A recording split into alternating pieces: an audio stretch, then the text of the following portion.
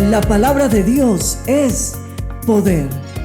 Recibe palabra de vida.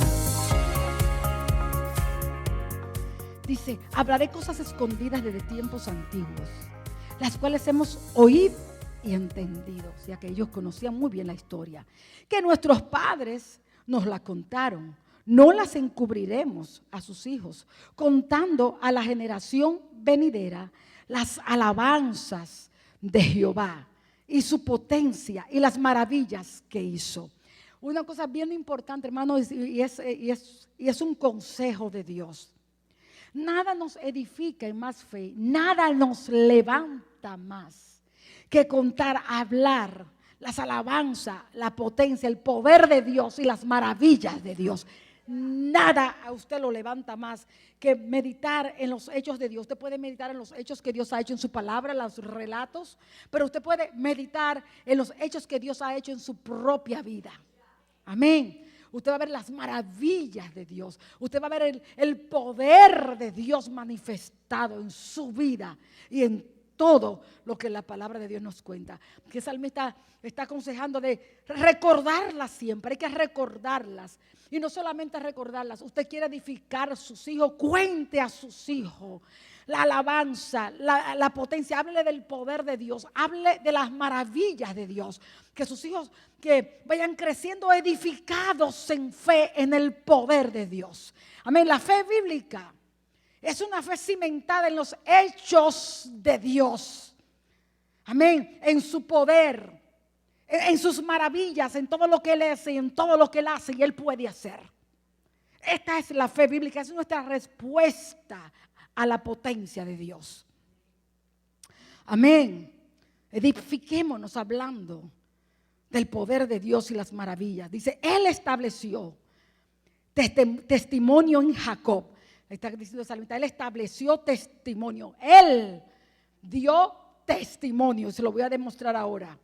Él estableció testimonio. O sea, Él dio prueba. Él probó. Y puso ley en Israel. Dio instrucciones. ¿Cuántos recuerdan en el Éxodo capítulo 19?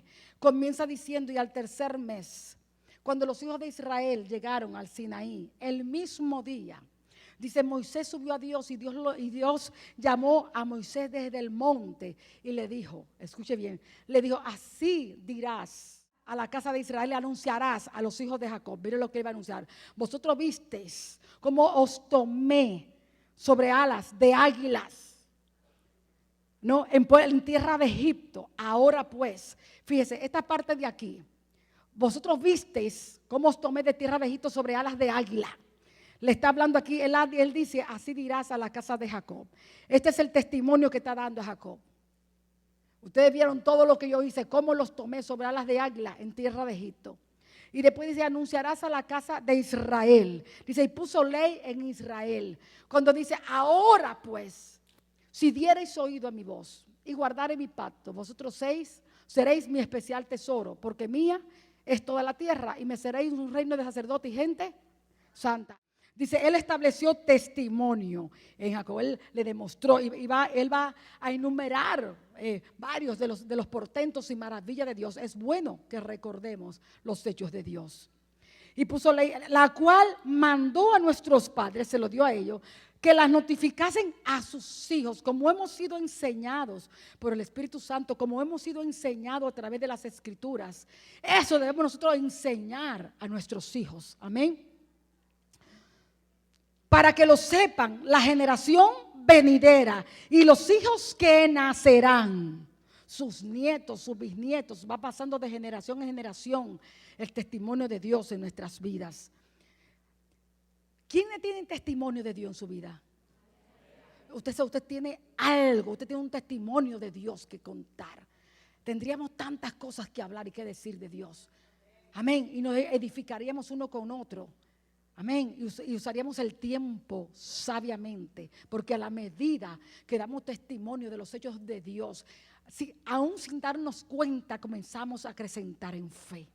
Amén. Y en amor a Dios. Y cuando venimos a terminar, estamos llenos del Espíritu Santo.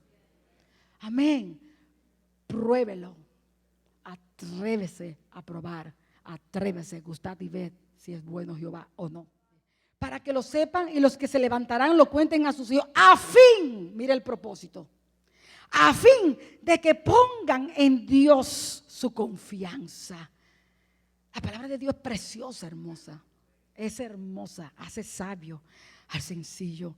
A fin de que pongan en Dios su confianza y no se olviden de las obras de Dios, que guarden sus mandamientos y no sean como sus padres, generación contumaz y rebelde, generación que no dispuso su corazón ni fue fiel para con Dios en su espíritu.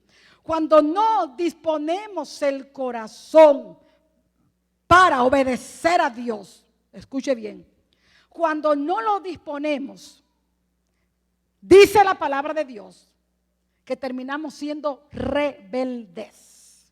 Yo en esta tarde, yo invoco al Espíritu Santo, yo invoco el nombre de Jesús, porque esta es la administración para esta tarde. Que el Espíritu Santo comience a obrar en nuestros corazones, a disponer en nuestro corazón, servir a Dios en rectitud y en integridad. Que disponga nuestro corazón, que prepare nuestro corazón, que usted disponga, pero de corazón, hermano. De corazón, con sinceridad, y usted verá el fruto en su vida. Y lo verá en sus hijos y en los hijos de sus hijos. Si disponemos nuestro corazón. Dice, los hijos de Efraín, refiriéndose al reino del norte, arqueros armados, volvieron las espaldas en el día de la batalla. No guardaron el pacto de Dios, ni quisieron andar en su ley, sino que se olvidaron de sus obras, se olvidaron de todo lo que Dios había hecho y de sus maravillas que les había mostrado. Olvidaron todo lo que Dios había hecho. Entonces, ahora dice, delante de sus padres hizo maravillas. Y vamos a ver las maravillas de Dios. En la tierra de Egipto, en el campo de Zoán, mire, dividió el mar, los hizo pasar, detuvo las aguas como en un montón, les guió de día con nube y toda la noche con resplandor de fuego. Está haciendo memoria de los hechos de Dios. Hendió las peñas en el desierto, les dio a beber como de grandes abismos, pues sacó de la peña corrientes e hizo descender aguas como ríos. Así que vemos aquí que conocían muy bien la historia. Ellos sabían cómo Dios los había salvado con mano fuerte. Ellos sabían que Dios había hecho un despliegue de su poder con una sola intención, una sola: salvarlos. Una sola, hermano. Salvarlos de Faraón, sacarlos. ¿Para qué? Para cumplir la palabra dada a Abraham, una promesa. Hizo un despliegue. Escúcheme. Le he estado diciendo todo el día que Él es el mismo de ayer, de hoy y de siempre.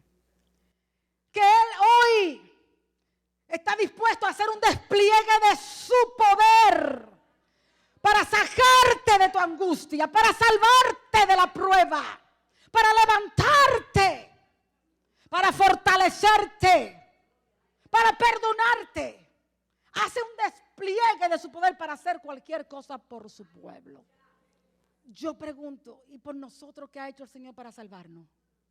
Si usted se pone a pensar un poquito, ¿no hizo mucho más? Él abrió el mar, Él los hizo pasar la nube, pero por nosotros envió a Jesucristo.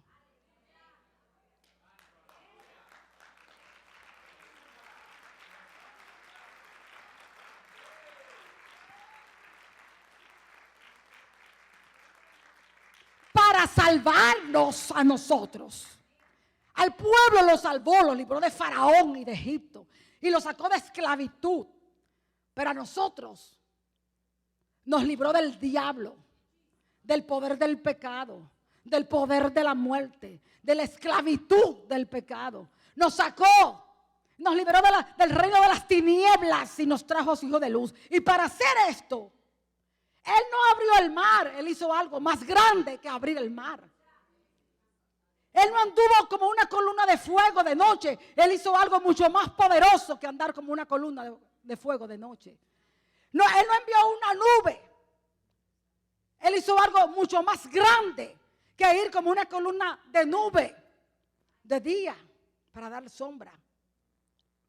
Amén. Él se hizo hombre.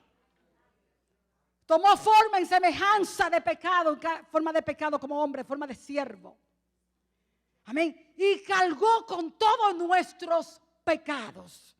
Yo le voy a hacer una pregunta. Piense en el mejor momento de la historia de su vida cristiana. Piense en ese momento ahora. En el momento cuando usted se ha sentido más consagrado, más santo, más holy. Piense en ese momento. Después que hemos nacido de nuevo. Cuando vemos pecados horrendos, gravosos, asquerosos. ¿Qué usted no siente como una repulsión? ¿No siente algo dentro, no? Como un rechazo. ¿Sí o no? Y eso somos nosotros, donde todavía mora el pecado. Usted puede imaginarse que habrá sentido el Hijo de Dios, el Santo y el puro. Amén. Que no conoció pecado en el momento que toda la asquerosidad del pecado fue puesto sobre él. Usted puede, yo sé que no lo pudiéramos entender, pero trate ni siquiera de darle un poquito de pensamiento. Porque tenemos que llegar a comprender un poquito qué fue lo que es ligero hablar. Oh, Él descendió del cielo y qué bueno ahora somos salvos, pero detente a ver el precio. Detente a ver qué hizo Dios para salvarnos. ¿Qué hizo Dios para libertarnos? ¿Qué fue lo que hizo? ¿Qué realmente fue lo que hizo Dios?